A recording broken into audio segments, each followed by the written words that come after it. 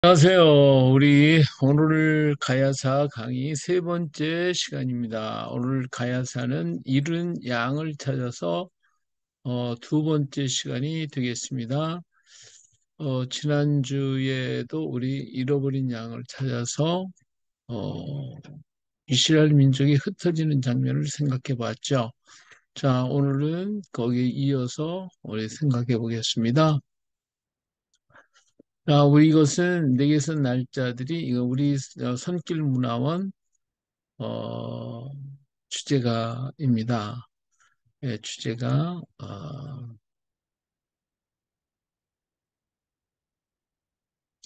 자, 오늘은 에데사에 대해서 말씀을 드립니다. 자, 에데사는 도마 사역의 출발지라고 말할 수가 있어요. 지금 터키의 우루파 지역이 바로 이 에데사 지역인데 과거에 오스로헨 왕국이 있었던 곳입니다. 이 오스로의 왕국은 로마 제국과 중동 지역을 지배한 파르티아 제국 사이에 있었던 나라이죠. 이 지도를 보면 여기가 이쪽이 이제 로마 쪽이고요. 이쪽이 이제 파르티아 공화국입니다. 그 사이에 오스로엔 왕국이 여기 있었습니다. 여기에 오스로엔 왕국 이 위에 이 부분에 이제 에데사 지역이 있고요. 이 여기가 이제 터키 지역입니다. 터키 지역. 예, 터키 지역이고 이쪽 이제 아르메니아 있고 여기 이제 아르라산이 여기 있어요. 아르라산. 음. 자, 거기에 있었던 이 오스르엔 왕국입니다. 지금 여기가 오스르엔 왕국이 있었던 데인데 여기가 이제 우르파 지역, 지금의 이제 우르파 지역이죠. 어, 여기가 이제 에데사고 에데사 지역은 유브라데강 북방평원에 위치하고 있습니다. 고대 시대의 전략적 통로로서 동서 방향은 안디옥과 인도와 중국의 내부로 연결하는 실크로드의 가 시작이 되는 곳이라고도 말할 수가 있고요. 남북 방향으로는 아르메니아를 지나서 아라비아를 거쳐 이집트로 가는 길을 돼 있습니다. 그리고 아브라함이 머물렀었던 아브라함의 아버지 데라가 머물렀던 하란에서 북쪽으로 약 40km 지역에 위치하고 있습니다. 그렇기 때문에 하란하고 가까운 지역이라고 말할 수가 있겠죠. 자, 그러면 이 에데사와는 도마와 어떤 관계가 있는가? 유세비우스의 그 교회사에 보면 이 에데사에 오스로엔 왕국이 있는데 여기에 아부가르 왕이 있었습니다. 아부가르 왕이 병에 걸렸어요. 이 병에 걸려가지고 정말 이 백약이 무효라 여러 모양으로 애를 썼지만 치료받을 수가 없었죠. 그런데 이 소문을 듣게 됩니다. 예수님이 저 유대 땅에 있는 예수라는 사람이 정말 모든 병을 고칠 뿐만 아니라 죽은 자도 살리고 나 환자도 고침을 받는다라고 하는 그러한 전가를 받게 되죠. 이 소식을 듣고 이 아부가르 왕은 아나니아라고 하는 사람을 보내게 됩니다. 이 사람은 가가지고 헬라식 이름을 가진 베세다 사람 빌립에 가서 예수님을 뵙기를 청하였죠. 이것이 요 기사가 요한복음 12장 20절에 있는 얘기입니다. 자, 이렇게 해서 예수님을 뵙기를 청했어요. 그래서 왕의 그 전가를 받은 예수님은 그 왕으로부터 전가를 편지를 받게 되죠. 그런데 그때가 예수님 지금으로 얘기하면 고난 주간에 속하는 절기였어요. 그때였기 때문에 왕의 그 편지를 받고 어, 그곳에 갈 수가 없었어요. 갈 수가 없었기 때문에 이 도마에게 자기가 사랑하는 동생 도마에게 일임을 하고 답신을 보내게 됩니다. 이 조지아의 그 지하 박물관에 지금도 이런 그림이 있는데 예수님이 지금 답장을 쓰고 있는 그러한 장면에 있어요. 예, 아부가르에게 편지를 쓰고 있다. 그렇죠? 그래, 크라이스트. 예. 자, 여기 그 내용이 있어요. 좀 흥미로운 것인데, 나를 본 자는 나를 믿으며, 믿으려 하지 않고, 나를 본 자는 나를 믿으려 하지 않고, 나를 보지 않은 자가 오히려 나를 믿고 생명을 얻는다 하였도다. 그대가 나에게 왕지를 요청하며 쓴 것에 관하여 나는 먼저 이곳에서 내가 보내진 사명을 완수해야만 한다는 것을 알리노라. 바로 여기는 내가 나의 사명, 다시 말해 십자가에서 죽으실 것에 대한 얘기를 하고 있는 거죠. 이곳에서 나의 임무가 완수되면 나는 나를 보낸 그에게로 다시 들리우리라. 이때 이제 어, 만나가지고 예수님을 만나서 이 아나니아라는 사람이 예수님이 만나서 예수님이 초상화를 그렸다고 그래요. 이게 초상화를 그려서 지금 여기 아부가르 왕에게 예수님이 초상화를 그린 것을 갖다가 지금 드리고 있는 그런 장면이 이제 박물관에 있는 그림입니다. 음, 내가 들리울 때에 나는 나의 제자 중 한 사람을 그대의 고통을 고치기 위해 파견하리라. 그는 그대와 또 그대와 같이 하는 모든 사람에게 생명을 주리라. 예. 이렇게 답장을 써요. 아, 그래서, 그랬는데 음, 예수님이 이때 이제 이 답장을 쓰고 주고 그 사명을 도마에게 맡기게 되어지죠. 이 도마에게 맡기게 되는데, 이때가 이제 예수님이 돌아가시게 돼요. 십자가상에서 돌아가시게 되니까. 참 기가 막힌 거죠. 예수님 오시기를 바랐는데 바라지 못해서 이 사건을 이제 아부가르 왕한테 이제 오스르엔 왕 돌아가서 다 전달을 하게 됩니다. 그랬더니 아부가르 왕이 막 화가 잔뜩 나가지고 금방 막 쳐들어가는 게 있다고 할 정도가 됐었으니까. 자, 그때 이제 그랬는데 이 도마가 뭐 정신없죠. 예수님 십자가에 돌아가시고 뭐 부활했다 그러고 뭐 난리가 치니까 도마는 자기가 가야 되는데 가지 못하고 아따이라고 하는 70제자 중에 한 사람인 아따이를 대신 보냅니다. 이 사람의 이름이 다데오라고도 하는데 그래서 이 오스르엔 왕국으로다가 이 아따이 다데오라고 하는 70제자 중에 한 사람이었던 이 아따이가 오스르엔 왕국으로 가게 됩니다. 아, 그리고 아따이는 이제 이 오스르엔 왕국에 가가지고 사건에 대해서 얘기를 하게 되니까 아부가르 왕이 화를 막 내면서 유다를 공격하려고 막 이런까지 했는데 그때 이제 아따이가 그 왕에게 내가 왕을 위해서 기도해 주겠습니다. 해가지고 기도를 해주고 했더니 아부가르 왕의 병이 고침을 받게 돼요. 그래서 이 고침을 받게 되니까 아부가르 왕이 너무 좋아가지고 그래서 이제 이 아따이에게 복음을 전할 수 있는 그런 기회를 주고 자기 세례를 받게 되죠. 조지아 지하박물관에서 이거 세례 받고 있는 장면인데 아따이한테 지금 세례를 받고 있습니다. 자, 그래가지고 이 에데사가 처음으로 복음을 받아들이게 되어졌어요. 이 에데사에서부터 선교가 시작이 되어 동방 선교의 시작이 이루어졌고 이것이 바로 동교회의 발원지가 되어지게 됩니다. 그러니까 캐토릭에서 말하고 있는 동방교회, 저 러시아 정교회라는 동방 정교회 그거하고는 달라요.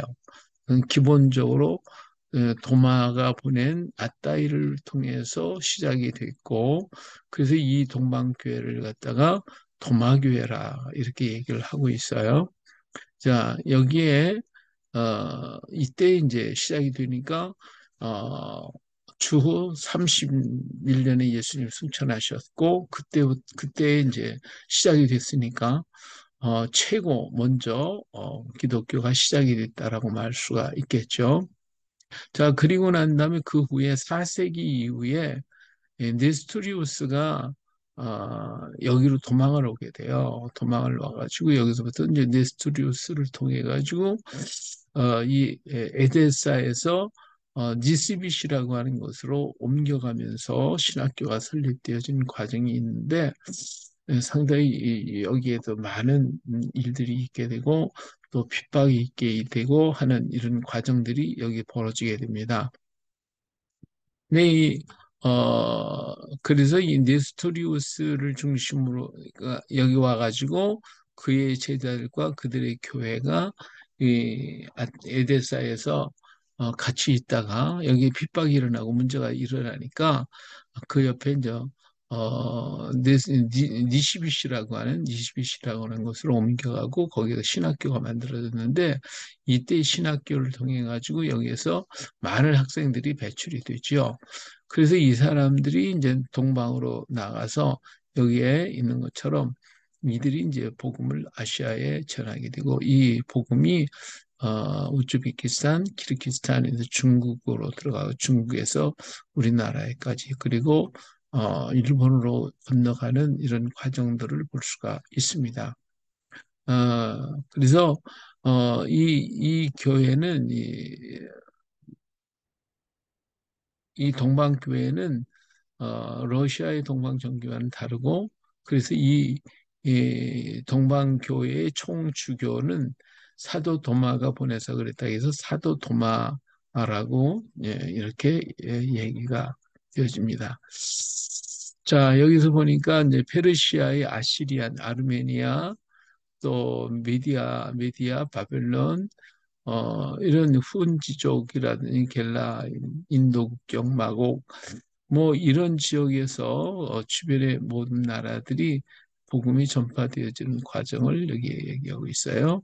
그리고 이제 아따이를 이어서 아가이하고 말이라고 하는 사람이 이제 복음을 받아서 이어가게 되는데 이렇게 하면서 이 동방으로 다 이렇게 복음이 전파되어지고 있어요. 음. 좀 여러 갈래로다가 이렇게 올라가요. 또 이쪽에서 이제 아래로 내려가면 이 아래로에서 이제 인도로도 가기도 하고 하는 여러 지역으로 복음이 퍼져나가게 됩니다. 예, 이제 다시 한번 이렇게 좀 더 자세히 이렇게 보면 이 페르시아를 지어서 에, 백훈족 그리고 오르만 또 장안 원나라 13세기에는 벌써 이렇게 하고 여기서 이제 인도를 거쳐가지고 말레이 쪽으로 이렇게 또 퍼져나가게 되는 이래서 시리아, 인디아, 중국, 한반도까지 실크로드를 따라 복음이 전파됐고 바르다이시안, 유세비우스, 브라운, 민가나, 구레톤 등 초기 복음에 접촉이 되었다라고 하는 이렇게 기록이 되어지게 됩니다. 예. 자, 이렇게 해서 도마로 말미암아 시작된 복음이 에데사로 이렇게 가게 되는데 후일에 이 도마는 사실은 음, 아빠네스와 함께 에데사로 올라가게 되죠. 아빠네스와 함께 인도를 가기 위해서 에데사로 올라가게 돼서 그곳에서 이제는 복음이 먼저 전파되었던 그곳에서 선교를 하고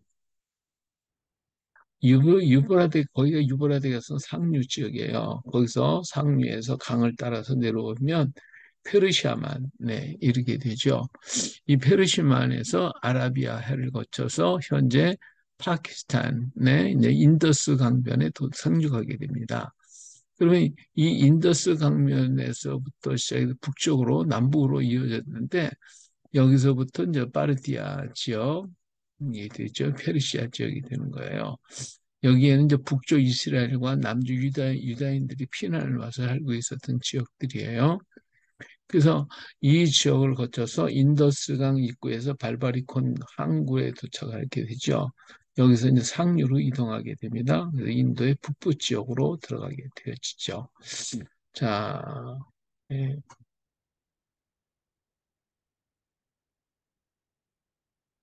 음, 1세기경에 이제 바닷길을 얘기하고 있는 지도예요. 지금 비단길, 바닷길을 통해서 어떤 거, 그리고 여기 보면 인도, 여기 이것이 이제, 아, 인더스 강을 통해서 올라가면 히말라야 산맥, 여기 거치죠. 이 지역이 겐지스 강이 흘러가요. 이 겐지스 강을 타고서 또 가게 되면 또 복음이 전파되어지게 되어집니다. 자, 그래서 이집트와 인도 사이를 지나갈 때 배가 멈춘 아라비아 반도의 남쪽 해안 히미야 왕국의 앤디 비스왕의 추화. 이것은 1세기 아우구스투스 동전 모방. 이게 이러한 나라들이 여기 있었던 것이 증명이 되어지는 것이죠. 자, 이렇게 해서 도마는 유브라데스 강을 타고 내려와 가지고 다시 인더스 강을 타고 북방으로 가서 인도 북쪽에 이르게 되고 거기에서 이제 군다포로스 왕에게로 갑니다. 이 군다포로스 왕한테 가가지고 그래서 왕궁을 건축하고 그리고 왕궁을 건축하고 나서 이제는 자유의 몸이 되어지죠. 그래서 자유의 몸이 돼가지고 겐지스 강을 따라서 동쪽으로 옮겨가면서 히말라야 산맥 속에 있는 유대인들, 이스라엘 사람들을 만나서 복음을 전하는 그러한 역할을 하게 됩니다. 자, 이렇게 미얀마를 거쳐서 서부 친족 지역과 미조람과 마니폴 산간 지역에 들어가서 정착한 사람들을 찾아간 것이 바로 토마입니다. 예. 근데 이 미조람 지역에 유태인들이 살고 있었다는 것을 잘 몰랐어요, 아무도. 근데 2005년에 이스라엘 정부에서 이들이 바로 문하세족으로 인정을 하게 되죠. 그래가지고 7천 명을 알리아시킨 이런 기록이 있어요. 그러니까 그 전까지 알려지지 못했던 것들이죠. 이렇게 숨어서 살았어요, 이 사람들이. 근데 이 사람들 옷을 보니까 이 색동 옷을 입고 하고는 유대 전통적인 그런 모습을 하고 있는데 자기들도 자기가 누군지도 알지 못하고 있어요. 예, 근데 이 사람들이 이제 숨어 살았던 사람들이 이제 나타나게 돼서 2005년에 이들이 문하세 지파에 속한 사람들이구나 하는 것을 숨어 살다 보니까 이렇게 혼혈이 덜 돼가지고 정말 그들은 유대인 나라에 다시 돌아갈 수 있는 그러한 알리아를 할 수 있게 되었던 것이죠. 자, 여기서 이제 에데사에서 전도를 하고 유브라데 인더스강, 인도 북부 겐지스강을 타고 동부로 계속 이동했다 그랬어요. 자, 여기 보겠어요. 자, 예루살렘에서 도마는 이 다메섹을 거쳐서 안디옥으로 해서 에데사 지역으로 가죠. 이 에데사에서 유브라데스 강을 타고 내려와요. 이렇게 내려가요. 내려와 가지고 여기서 파키스탄 쪽에 인더스강이 있거든요. 인더스강이 북쪽으로 올라가서 이 히말라야 산맥인데 이 네팔이라든지 이런 나라 여기에 그 밑으로 겐지스강이 흐르거든요. 이 겐지스강을 따라서 가다 보면 여기가 미조람 지역인데 이 미조람 지역에 와서 복음을 전했어요. 아까 미조람 사람들 봤죠. 이 미조람에서 와서 보니까 유대인들이 어디 또 사느냐? 이 말레이 반도에서 산다는 걸 알게 됐죠. 이 말레이 반도, 이 말레이 반도로 내려오게 돼요. 이때 여기는 벵골만 그 해류가 흘러서 그냥 이렇게 배를 타고 올 수가 있습니다. 자, 여기에서부터 이 말레이 반도에서부터 배를 타고 이 크로시오라는 해류를 타고 해서 북방으로 올라오게 되면 그럼 우리나라 김해에 도착을 하게 됩니다. 자, 이런 통로를 통해서 더 많은 동방으로 옮겨가기 시작을 합니다. 자, 우리는 이제 여기에 이제 우리 그 비단길을 만나게 되는데 여기 우리나라에 이제 김해 지역에 이렇게 왔죠. 김해 지역에 와서 여기서 보면 자 우리나라에 보면 이제 이 비단길이 있어요. 비단길. 이 육로로 오는 비단길이 있고 해로로 오는 비단길이 있는데 육로의 그 비단길의 종착지는 이 대구와 경주 더 내려가면 김해까지도 온다고 할 수가 있겠죠. 이런 곳에 이제 육로의 비단길이 끝을 맺게 되고요. 해로의 종착지는 해로는 바다에서 배를 타고 낙동강을 타고 쭉 올라오면 영주에 도달하게 됩니다. 이 영주까지 배가 갈 수가 있기 때문에 그렇죠. 이 영주에서 이제 배가 도착하는데 이 비단길은 비단을 실어 날랐기 때문에 비단길이 됐어요. 근데 이 비단은 이서국, 청도를 중심으로 제조되어 있었던 것을 볼 수가 있는데, 자, 이 비단길을 이렇게 지나가는 사람들을 가리켜서 우리는 기마민족, 또 해로에는 이스라엘 상단들, 이런 사람들이 아주 오랜 옛날부터 이 한반도와 교류하고 있었던 증거들이 나타나고 있습니다. 자, 우리는 비단 그러면 중국을 생각을 하고 있는데 우리나라가 일찍부터 비단을 만들었다라고 하는 증거가 나타났어요. 자, 여기 보니까 자, 가야의 직물 실을 뽑고 배를 짰다 그랬는데 이게 삼배가 산출되면 누에를 쳐서 옷감을 만들다. 여기 삼국지 미서 통일 전에 여기 나와 있는 얘기입니다. 자, 그래서 생초 지역 가야 유구에서 실을 짜는데 사용한 가락바퀴가 다량으로 확인되었다. 직물 분석을 통해 가야식이 생초 사람들은 주로 대마, 저마, 뇌꼬치에서 실을 뽑아 내었음을 알 수 있다.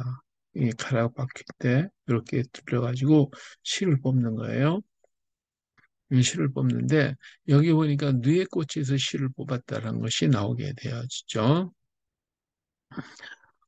여기 보면 누에치기와 뽕나무 가꾸기를 알아 비단과 배를 짤 줄 알았고 이게 삼국지 위서 통일전 한조에서 나와 있어. 그리고 여기에 물감을 드렸어요. 대마 식물인 삼배와 저마 식물인 모시 견직물인 견초, 견과 초가 확인되었다. 주로 평직으로 벼를 짰고 역금직과 이직도 한편 식물 중에는 염색한 것이 확인되었는데 타원형의 문장에 새겨져 있어 주목이 된다. 그래서요. 자, 이렇게 해서 여기 고구려 시대의 그 무덤에 나타난 이러한 그 염색한 옷들을 입은 것을 볼 수가 있는데 이렇게 염색을 해가지고 비단을 짜서 만들었어요. 이게 비단 이런 모양을 여기서 지금 만들어 재현을 한 것입니다. 그래서 어, 이렇게 이 생초 지역에 가서 비단이 나왔다 하는 걸 보면 이 지역을 중심으로 해 저 청도까지 전체에 이어져 가면서 비단을 많이 짰던 모습을 볼 수가 있습니다. 자, 헤로는 기원전 1000년부터 솔로몬 시대 때부터 유대인들은 전 세계를 다니면서 무역을 했다고 그래요. 열왕기상 9장 26절과 10장 22절에 보면 여기에 페니키아 상단과 함께 이 솔로몬이 무역을 했던 기록이 나오는데 열왕기상 9장 26절에 보면 솔로몬 왕이 에돔 땅 홍해 물가의 엘롯 근처에 에시온 게벨에서 배들을 지었다. 그랬어요.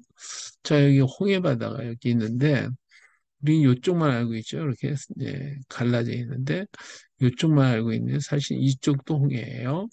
근데 요 상류 지역에 에시온 게벨이라고 하는 무역 항구가 있어요. 이쪽이 두로와 시돈인데 여기 두로와 시돈인 사람 이 히람 왕이 여기 이제 페니키아 상단들이라 페니키아 사람들이 이 지중해를 전부 장악하고 있고 비단길을 통해서 오는 물품을 받아서 여기서 나가가지고 그래서 큰 부자가 된 이 두로 사람들인데 이 두로 사람들이 이제 바로 페니키아 상단들입니다. 이 페니키아 사람들이 이쪽 서쪽으로 물품을 팔고 이게 동방에서 육로를 통해서 오는 물품을 받아서 해상 대서양 이쪽으로다 전부 다 이렇게 그 전파를 했어요. 그래서 돈을 많이 벌었는데 근데 이 물품을 받아가고 또 이 육상을 통해 가지고 이렇게 또 물건을 보내죠. 그런데 여기에 문제가 많은 거예요. 여기에 많은 어, 도둑들도 많고, 이 길이 멀으니까 다니기가 어려웠어요. 근데 이 히라망은 어떻게 하든지 동방으로 가는 백길을 열고 싶었습니다. 근데 동방으로 가려는데 이 두루와 시돈 사람들이 바다가 없는 거예요. 이제 바다를 가려면 이스라엘을 지나서 이 홍해 바다로 가야 되기 때문에 솔로몬 왕과 히람 왕이 연합을 해가지고 무역을 에시온 기별의 무역항을 만들고 여기서 무역을 시작하게 되었어요. 그래서 동방으로 가는 백길이 열려지게 되어진 것입니다. 자, 여기 보니까 이제 이 당시 에, 페르시아 이 상단들이 들어와기 들어와시던 지역인데 이 사람들이 점령한 곳이 전부 다 이게 무역을 통해 가지고 전부 다 이렇게 지배를 했던 그런 사람들 그런 것을 볼 수가 있어요. 이렇게 굉장히 여기까지 굉장히 넓은 지역을 확장하면서 무역을 했던 이 사람들, 페니키아 사람들입니다. 자, 열왕기상 10장 22절에 보니까 왕이 바다에 다시스 배, 페니키아 배죠. 다시스 배들을 두어 히람의 배와 함께 있게 하고 그 다시스 배로 3년에 한 번씩 금과 은과 상아와 원숭이와 공작을 실어 왔습니다라. 그랬어요. 여기서부터 이제 에시온 게벨에서부터 시작해서 이스라엘이 동방의 바퀴를 열었는데 여기를 지나서 이렇게 우리 한반도까지 왔다가 다시 돌아서 오는 과정이 여기 3년 걸렸다는 것이죠. 3년 동안, 3년 동안인데 여기에서 금, 은, 상아, 원숭이, 공작, 뭐 비단 이런 것들을 다 가지고 왔겠죠. 그래서 가는데 1년, 거기서 여기 머무르는데 1년, 다시 오는데 1년. 그래서 3년이 걸려요. 3년 걸려서 이렇게 왔던 기록이 지금도 남아 있고요. 우리나라는 그 당시 금이 하도 많이 나왔기 때문에 심지어 뭐라고 그러냐면 여기 어, 금, 이 동방에서 금을 많이 가져가서 그래서 솔로몬 왕은 금을 많이 가져다 부자가 됐는데 이 금이 뭐냐, 이 5, 6세기에 금목걸이가 신라에서 이게 나온 건데 이 신라에서는 금이 너무 많아가지고 흔해서 개나 원숭이 목태와 사슬로 어, 사슬로 황금이었다. 한다. 이 국립경주박물관에 있는 건데 이게 개목걸이에요, 개목걸이. 금으로 만들 얼마나 예쁘고 멋있게 만들었어요. 예? 이 금으로 만들어서 금으로. 예. 금목걸이를 개가 하고 다녔다고요. 이 정도로 이 땅에 금이 많아가지고 솔로몬이 여기 와서 아마 금을 가져가지 않았을까 생각합니다. 이게 3년에 한 번씩 해봐요. 3년에 한 번씩 금과 은과 상아, 원숭이와 공작을 지는데 원숭이 같은 거, 이런 상아 이런 것은 이 남쪽에서 가져갔을 것이고 금은 이 우리나라에서 가져가지 않았을까? 금과 비단을 그렇게 생각해 봅니다. 자, 이렇게 도마는 인도 동쪽 끝에 미조람에 와서 아이타국에서 전도를 하고 여기에 허씨들이 있었어요. 여기에 이 사람들은 중국의 이제 보주라고 하는 곳에도 허씨들이 살고 있었습니다. 이제 그 허씨들이 있는 곳에 복음을 전하고 아이타국이죠. 다시 말레이 반도로 내려와서 거기에는 이스라엘 상단들이 있고 회당들이 있었던 기록들이 있어요. 여기서 이제 배를 타고 동방으로 계속 올라가다 보면 이제 김해에 도착하게 되죠. 그래서 41년에 영주에 도착하게 됩니다. 영주에 도착하게 됐어요. 자, 여기 보면 이 당시 그 복음이 전파되는 것도 여기 볼 수가 있어요. 복음이 이 네스토리우스파, 다시 말하면 북방 에데사로부터 시작해서 이 니시부시, 에데사, 여기 니시부시에 니시부스라고 했는데 니시비시라고도 하고 여기 신학교가 있었어요. 에데사에도 신학교 있는데 이 니시비시로 다 옮겨가서 여기서 아주 크게 성장을 하죠. 여기에서부터 복음이 선교사들이 많이 나와요. 수학이라든지 또 우리 성경 그리고 언어학, 음악, 천문학 이런 것들을 다 가르쳤어요. 자, 이런 교육을 받은 아주 그 당시로의 엘리트들이라고 할 수 있겠죠. 이 사람들이 동방으로 가서 마침내 우리나라에까지 이제 이 몽고가 이제 기독교 국가로 바꿔지게 되는데 티베트, 중국, 그리고 남쪽으로는 인도, 그리고 이렇게 해서 말레이 반도를 지나서 위로 올라왔던 이런 기록들이 있습니다. 이것이 이제 이 전무성으로 되어 있는 건 이제 실크로드. 근데 실크로드 여러 개의 길이 있어요. 이렇게 해서 복음이 전파되고 있는 모습을 볼 수가 있죠. 자, 이 당시에 우리나라에 보면 해류가 이렇게 흘렀어요. 해류가 이렇게 있고 오른쪽으로 하면 일본 열도로 들어가게 되죠. 자, 그 당시에 우리나라에는 이 배가 이렇게 올라와 가지고 나주, 해남, 제주, 김해 여기가 전부 다 뭐냐? 여기 항구에 국제항구가 있었어요. 여기 배들이 여기에 와서 무역업을 했기 때문에 여기서 나오는 나주나 해남이나 김해나 이쪽 남쪽 지역에서 나타난 유물을 보면 북방 쪽에서 나타난 유물과 전혀 다른 그런 유물들이 많이 나오는 것은 이들이 해상을 통하여 무역했던 것이 나타났기 했기 때문에 그래요. 그래서 북방에는 이제 실거주를 타고 김한민 쪽의 사람들이 이게 장사를 해서 가져갔지만 그래서 여기에 오는 물품은 길에서 이렇게 오면서 온 것은 많은 걸 못 갖고 왔겠죠. 이 남쪽에는 배를 타고 왔기 때문에 많은 물품이 먼 곳에서부터 왔던 그런 모습들을 볼 수가 있게 됩니다. 그래서 이 도마는 이제 배를 타고 영주에서 저 김해 에, 앞바다를 거쳐 낙동강으로 해서 계속 배를 타고 올라가서 영주에 도달하겠죠. 김해에서 영주로 영주는 이제 더 이상 배가 갈 수가 없는 끝이에요. 그러니까 해로의 끝이라고 말할 수가 있겠죠.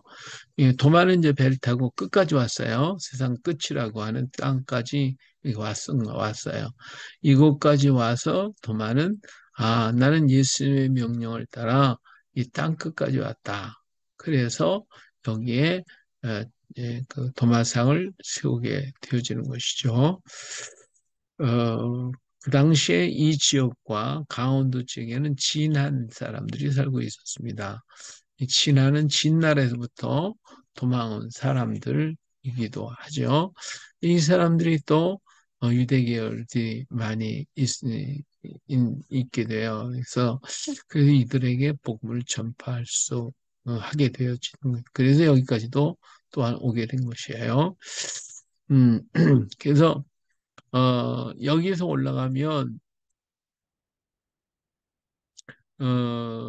영주에 가 바로 자기가 땅끝까지 예수님 명령하신 대로 땅끝까지 왔다고 하는 것을 표시하기 위해서 여기에 세워지게 됐는데 도마가 했든 누가 했든 간에 이걸 만들었다고 하는 것 자체가 만들었다고 하는 것은 도마 자신이 했거나 아니면 다른 사람, 밑에서 나중에 후대에 만들지도 않았을까. 하여튼 뭐 두 가지 학설이니까, 도마가 만들 수도 있고, 아니면 그 제자들이 만들 수도 있었을 거예요. 그래서 이렇게 땅 끝에서 왔다고 해서 영주에 그 도마 석상이 있게 되어집니다. 자, 그리고 난 다음에 청도는 이제 맑은 물길이라는 뜻이죠.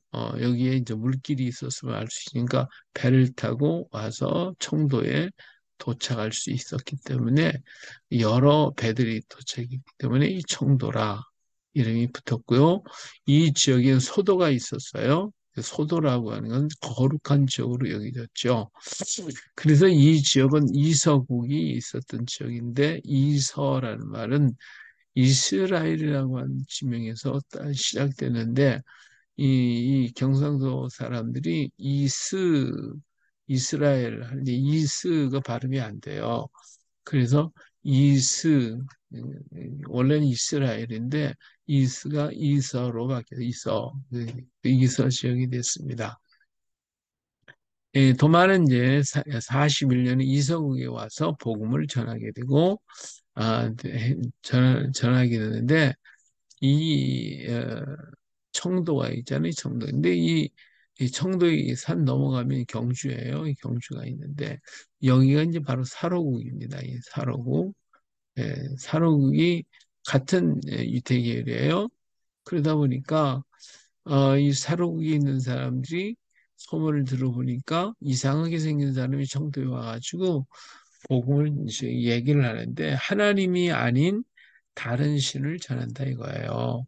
그러니까 이 살아오고 있는 사람들이 아니 어떻게 어? 우리 같은 동지에 하나님을 안 섬기고 이방 다른 신을 섬기느냐? 그러면 안 되지 하면서 그래서 전쟁을 하게 되죠. 그래서 이 전쟁은 42년에 사루국과 전쟁이 일어나게 되어집니다. 자, 이것이 이서고국이라고 해서 고대 있었던 나라에서 고국이라고 고자가 붙어 있는 거고 원래는 이서국입니다. 이제 이서면 지금은 이제 이서면의 면 사무소 앞들에 이러한 그 기념 이서국 편말이 붙어 있습니다. 거기에 대한 해석도 여기 이렇게 다 나와 있어요. 자, 그리고 여기는 이제 이서국 성지라 해가지고 이서국이 왕궁이 아마 여기 있었지 않았는가 라고 말할 수가 있겠죠. 지금은 여기 비석 하나만 이렇게 있고요. 이 지역이 이게 백곡터성이 있는 곳이에요. 이 토성이 있었어요. 그리고 여기가 성곡댐이라고 해가지고 여기가 과거에는 여기에 제사장들이 살고 있던 소도가 아닐까 이 추측을 하게 되는데 여기가 성곡 거룩한 골짜기라고 하는 이름을 붙게 돼요. 왜 여기가 거룩한 골짜기라고 이름을 붙게 되는가? 그래서 다 이유가 있었을 거 아니겠어요? 여기가 이제 지금은 댐이 됐던 옛날 집안 모습들의 과거에 이런 땅이었어요. 지금 이거 수몰죠. 다 수몰이겠지만, 음, 그리고 여기에는 이제 이런 돌탑 신앙이 있고요. 여기에 이제 솥대 신앙이 있어요. 이 돌탑과 솥대가 세워진 곳, 이 돌탑은 이스라엘 사람들도 어디 가면 돌 이렇게 쌓아놓고 기도를 했어요. 우리나라 사람도 이렇게 마찬가지로 이렇게 돌탑을 쌓아놓고 돌을 몇 개 올려놨겠죠. 전부 답이 아니라 이렇게 여기서 기도를 했는데 그리고 이게 이제 이 이 솥대가 서 있는 것은 거룩한 땅이라고 하는 표시예요. 그래서 어떤 죄를 보면서 죄인들이 여기로 도망을 오면 사람들이 죽지 않고 살 수가 있게 돼요. 그래서 이 소도가 이스라엘 땅에 6개가 있었죠. 자, 이게 솥대, 이게 솥대. 지금도 이 사람들이 이 돌탑 축제, 그 다음에 솥대 축제를 벌려요. 이때 같이 기도들 하고 그러는데 이것이 가야가 아, 청도에 이서국이 들어와가지고 이서국에서 있었던 일이다. 이게 말씀을 드릴 수가 있겠죠. 자, 근데 이 청도에를 보면 자세히 살펴보면 여기 성곡댐이 있어요. 이 성곡댐이 있는데 그 옆에 보면 성제리와 우곡리가 있던 곳이에요. 그러니까 성제, 거룩한 곳이 있었던 곳이다. 이게 성제리고요. 우곡리, 그런 소가 많이 있었던 곳이다. 그런 거예요. 이서국이 더 있는 곳에는 또 고천리가 있어요. 고천리라고 하는 건 옛 성인을 가리킵니다. 또 상화리라고 있어요. 상화리가 있니 화자가 붙어 있으면 재련소거든요. 그 재련소가 있었던 것이 표시가 되어집니다. 그래서 이곳에 과거에 소도가 있었던 곳이고 제사장들이 여기서 하루에 제사를 드리는 곳이 아니겠나. 그렇기 때문에 도마는 이들에게 복음을 전하고자 여기까지 찾아오게 되어지는 것이죠. 그래서 42년에 경주 쪽에 있는 사로 의이석을 공격을 했어요. 그 당시에 진화는 12국, 변환도 12국으로 있으니까 이스라엘의 12지파와 똑같은 거예요. 예? 그래서 이 북쪽으로는 경주, 이 북쪽으로는 이제 어, 진안이라고 그러고요. 이제 김해를 중심으로 이 남쪽에서 진주 이쪽으로는 전부 다 변환이라고 불렀어요. 변환. 어, 그 왜냐하면 이쪽 변환 지역은 배를 타고 들어온 사람들, 그리고 진안 쪽은 김하민족들이 들어와서 차지했던 곳, 이것이 두 이렇게 세력으로 나눠지는데 이상하게 그 진안 쪽도 12 고을이 있고 또 이쪽에도 12국이 있어요. 지금은 그 당시 국이라고 했는데 그 시족 족장을 중심으로 한 어, 자기 땅을 찾은 게 12 구역으로 나눠져 있다. 이렇게 말할 수가 있겠죠. 자, 근데 이서국과 사록이 전쟁을 하게 되는데 이서국 왕이 두 아들이 있었어요. 하나는 내줄지엘과 내줄청이라는 아들이었는데 이 전쟁에 패해가서 수많은 사람이 죽거든요. 그런데 이때 여기에 큰 아들이었던 뇌질청에는 김해로 도망하고요. 뇌질줄은 고령으로 도망을 가게 되어지죠. 그리고 백성이 일본으로 건너가게 되고 또 뭐 잡혀가기도 했지만 일본으로 건너가기도 했어요. 왕도 이제 어, 그 왕이 피했던 은왕리라고 하는 곳이 은왕리라는 산이 있어요.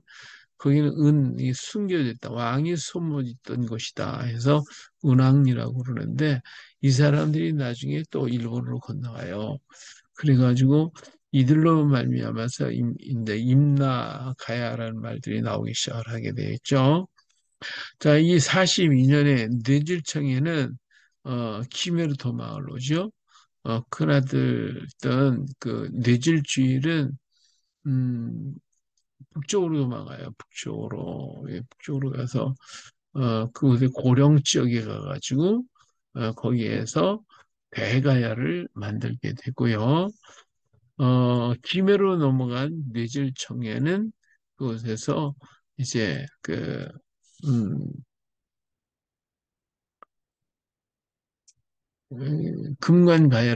금관가야를 김해에서 만들게 되어져요. 자, 그 얘기가 하기 전에 여기 이제 우리가 이 구지봉에서 구지가를 불렀는데, 구지가라고 그 얘기를 해가지고 거부가가 왜 다 알잖아요. 거부가 오빠가 머리 내밀어라. 만약에 내밀지 않으면 너를 불에 구워 잡아먹겠다. 이렇게 번역을 한 것이 이 구지가라고 그러는데 이 구지가를 번역한 사람이 일본 사람이에요. 일본 학자가 우리나라의 향가를 전부 번역을 했고 그것이 하나도 변화가 없이 그대로 불려지고 있다고 하는 것을 볼 수가 있어요. 이게 정말 안타까운 일이 아닐 수가 없어요. 이 노래들이 전부 다 보면 전통적인 한시가 아니라 이것은 우리나라의 향가, 우리 소리예요, 우리 소리. 이것을 갖다가 전부 다 번역한 사람이 누구냐 하면 오코라 신페이라고 하는 일본 학자입니다. 이 사람은 일본의 언어학자이고 한국의 또 언어학자 역할을 했어요. 이 사람이 일본 미야키 선에서 어,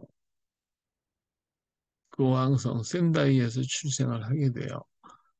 그가 자라면서 1906년에 일본 도쿄대학을 졸업하고 1910년에 우리나라로 건너오게 됩니다. 그래서 한국어를 연구를 했어요. 그뿐만 아니라 이는 경성제국대학의 교수생활, 도쿄대학의 교수생활, 1943년에 정년 퇴직을 하게 됩니다. 자, 이 사람은 1927년 향가와 이두에 대한 연구로 문학 박사 학위를 받아요. 이두를 해독한 최초의 일본인 학자라고 말할 수가 있겠습니다. 자, 이 책에서 삼국유사 향가가 14수와 균여전 향가 11수 등 현존하는 향가 전체에 대해서 해석을 하는 사람이 바로 이 오쿠라 신빼라는 사람이에요. 1935년 학사원은 은사상, 조선문화공로장까지 받았지요.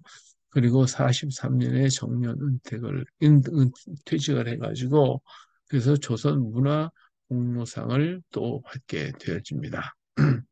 그런 책도 많이 썼어요. 이 책은 우리 한국어의 겸양법, 존경법 이런 것들을 연구를 했고요. 증정 한국어 학사를 편찬을 해가지고 아주 뭐 대단한 일을 했어요. 한국어와 일본어의 발음과 음운의 특징 및 그 차이를 논하고 발음에 대한 저자의 견해를 밝혀서 정오를 구분한 국어 및 조선어 발음 개설을 쓰기도 했습니다. 이렇게 이게 한문로 소장집행이라고 하는데 오쿠라 신베이라는 사람이에요. 이 사람이 정말 이렇게 엄청난 일을 했습니다. 자, 한국의 역사적 변천 과정을 서지, 해학, 해제를 중심으로 고찰한 조선어 학사, 여기 책입니다. 이 조선어 학사도 썼고요. 자기가 직접 다니면서 수집한 방언, 어휘를 분류해가지고 그에 관련된 논문을 쓰기도 했어요. 그래서 조선어 방언 연구를 쓰기도 했습니다. 그리고 또 향가 25수를 주의하고 향가의 형식 이두에 대한 고찰을 실어서 향가 및 이두의 연구 등 많은 저서와 논문을 썼어요. 이게 대단해요. 이게 대단한 학자예요. 그래서 우리나라에 영향을 엄청나게 많이 준 사람이 이 사람이고 지금까지도 이 사람이 영향 아래서 벗어날 수가 없을 정도 인 것을 알 수가 있어요. 자, 이 사람은 25살에 조선 총독부 관료로서 한국당을 지도를 밟게 됩니다. 그리고 1926년에 경성제국대학, 제국이 대한이 아니고 대국이에요. 대, 대학, 경성제국대학 한국어 담당 교수로 취임해서 한국어를 강의를 했으니까 아니, 한국 사람도 아니고 한국어를 가리키는 사람이 됐으니까 얼마나 실력이 뛰어났던가 하는 걸 알 수가 있죠. 그리고 이 사람 밑에서 한국어 강의를 들은 사람이 누구냐면 이희승, 이숙년, 그다음에 김사엽 이런 사람들이 전부 다 이 밑에 제자들입니다. 그러다 보니까 우리 언어 문법이 전부 다 일본 사람 오쿠라 신페이뿐만 아니라 여러 사람 다나카 도라는 사람도 있고 그런데 여러 사람들이 그 우리나라 한글 철자법 그다음에 어 우리 완성형 글자들 이런 것들을 전부 다 만들었거든요. 어떤 글자는 쓰고도 쓰지 말고 해서 네 글자도 없애버리고 하는 일들을 다 했기 때문에 이 밑에서 배우는 사람이 이 사람이 최고인 줄 알죠. 그래가지고 지금 이 우리나라 한글학교에 모든 사람이 이 사람들이 잡고 있어가지고 그 제자들이 잡고 있어서 다른 생각을 하면 안 되는 그 정도예요. 자, 이 사람의 사상을 한번 볼게요. 이 오쿠라는 사람은 1941년 문해춘추에 자기 사상을 전했는데 그는 이런 생각을 해요. 우수한 문화를 가진 언어가 문화적으로 뒤처진 민족 속에 저절로 흘러 들어가는 것이 자연 상태라고 밝히면서 이런 국력에 좌우된다고 썼어요. 다시 말하면 우수한 문화를 가진 언어가 뒤처진 민족 속에 저절로 흘러 들어간다. 이게 일본의 문화는 아주 고도에 높아지고 조선의 문화는 형편없어서 그 밑으로 일본의 문화가 들어가고 있다. 이것이 자연적인 일이다. 이렇게 말을 했어요. 이와 같이 이 사람은 국가 간 우월의 관계를 당연시하는 조금 더 여기에 대해서 뭐가 없이 마땅히 이렇다 이렇게 하는 이런 역사관을 가지고 있었던 사람이 이 오쿠라라고 하는 사람입니다. 오늘 우리가 역사를 이제 바꾸는 이제 외국이 쳐들어온 그 나라들을 점령하기 위해서 뭘 하려고 하냐면 역사를 바꾸치게 해요. 역사를. 그 역사의 자체를 바꾸는 법인데 우리나라 역사가 그래요. 삼국 이전 역사는 다 소멸돼 버렸어요. 역사책 모두 불질러 버리고 현존하는 것도 왜곡을 시켰고 심지어 광기토대 왕비까지 배설을 했고요. 남은 책들 그래 소중한 책들은 일본으로 가져가 버려서 어디 지금 어딘지 몰라요. 아마 이세신궁 지하에 있지 않은가 생각합니다만은 그게 드러나야 되는데 애들 다 갖다가 감춰버리고 불질러버리고 그래가지고 우리 역사를 완전히 말살시켜버리고 말았죠. 그 다음에 이제 두 번째로 문화와 전통을 바꾸는 거예요. 그래서 우리 역사의 개념들이 저질적이다. 그러니까 이걸 바꿔야 된다 해가지고 전부 다 바꾸게 만들어요. 문화 전통을 저질적이라고 폄하시켜가지고 하지도 못하게 했어요. 절기 지키는 거, 그다음 머리 깎는 거, 의복 입는 거, 이런 것들이 전부 다 일본식으로 따라하라고 그런 것이죠. 자, 이것 때문에 굉장히 애를 많이 먹었어요. 자, 토속신앙을 바꾸는, 또 토속신앙을 바꾸면 이제 역사를 왜곡하는 데 좋아요. 다시 한번 명당과 명산의 지맥을 끊어서, 어, 우리나라 전 국토를 갖다 망가뜨렸어요. 가다가 그냥, 돌을 낸다고 지맥을 끊어버린다거나, 또, 비 올 때 이제 물을 가뭄 닿지 않게, 예, 한다고 하면서 하여튼 우리나라의 이 맥을 전부 다 끊어버리고 또 갖다 그냥 말뚝박고 이런 짓을 막 했어요. 그런가 하면 이제 선조들의 삶을 이용해 갖고 선조들을 악하게 만들어서요. 그래서 악하고 우명한 사람, 그래서 이제 이 대표적인 게 이제 고리장, 너희들은 너희 분모를 갖다가 산채로 갖다 버린 사람들이야 하고 악하다고 생각하고 도마 싸움은 밤낮 해가지고 정치하지도 못하도록 그렇게 했단 말이에요. 이렇게 해야 해서 역사를 왜곡하고 그 나라의 기틀을 바꾸려고 하는 이런 것이 역사 왜곡인데 자, 이 이후에도 혼혈을 시킨다거나, 그러니까 이스라엘과 아수르가 혼혈을 시켜놨죠. 언어를 못 쓰게 한다거나, 민족의 풍속을 말살시킨다거나, 이런 것들을 통해 가지고 완전히 그 민족의 역사를 망가뜨리고 바꾸려고 하는 거예요. 이것이 안타까운 일이 아닐 수가 없고 우리나라가 그런 대조가 돼가지고 우리나라 사람들에게 이것이 뭐 당연한 것이다 하면서 그냥 이렇게 잘못된 것들을 그대로 받아들이고 있는 그런 경우도 참 많이 있어요. 예. 자, 그렇기 때문에 이 오코라 신베이라고 하는 사람이 향가를 갖다가 전부 다 한자화 시켜서 번역을 했으니까 잘 맞을 리가 없죠. 자, 이제 구지가의 원제목을 보면 구하구와 수기현의 약불려냐 번족이 끼기야 이렇게 돼 있어요. 이걸 갖다가 이제 번역을 구하가 구하 부른다고 생각해서 거부가 이렇게 머리 숙이현이야. 머리를 내밀어라. 그죠?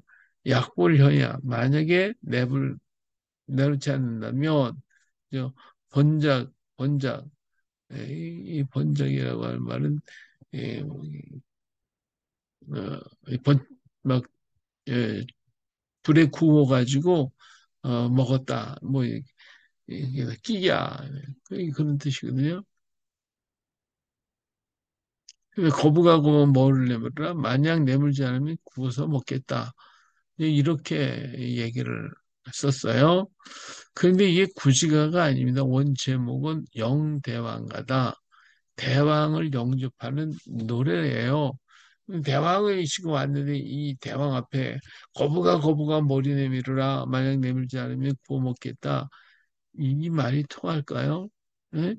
이건 잘못된 거거든요. 어떻게 왕을 대주면 거북이 뭐 이렇게 얘기를 할 수 있어요? 사실은 이 영대왕가의 이 제목대로 따진다면 이 내용은 정말 맞지를 않아요. 이 왜곡 편협이 됐다. 이게 저질적인 문화거든요. 이게 저질적인 문화. 거북이, 그러니까 뭐, 머리를 내밀어라.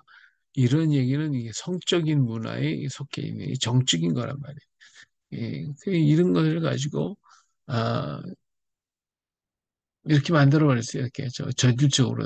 자, 그래서 하나님을 믿는 백성의 의식을 뺏어버리고, 민족 정신을 잃어버리게 만드는데, 한글에서 하나님이라고 하는 아래 하자가 하나님을 상징하잖아요. 그걸 갖다 전부 다 없애버리고 그 자리에다 스말떡 박아버리고 막 이렇게 그래서 우리 민족의 정신을 혼란케 하고 어지럽게 만들고 그래서 우리 역사가 아주 짧고 보잘것없는 더러운 역사 부모들을 이렇게 잘못됐다라고 하는 것을 가지고 그냥 못되게 만들어 놓은 것이죠. 그래서 민족 정신을 버리게 얘도 만들었어요.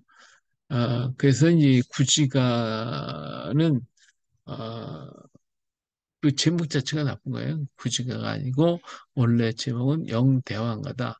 큰 왕을 영접하는 노래다. 이렇게 말할 수가 있습니다. 그럼 큰 왕이 누구냐? 여기서 말하는 대왕은 곧 우리 예수 그리스도를 얘기하고 있죠. 큰 왕은 하나님을 말합니다. 곧 하나님의 임재하심을 기원하는 노래이고 이 노래는 이두로 만든 노래다. 그렇기 때문에 영대왕과 큰 왕을 영접하는 노래가 될 수가 있는 거예요. 쓰리가 있다고 어떻게 왕을 대접해요? 그 왕을 대접하기 위해서 이렇게 노래가 지어졌다 하는 거죠.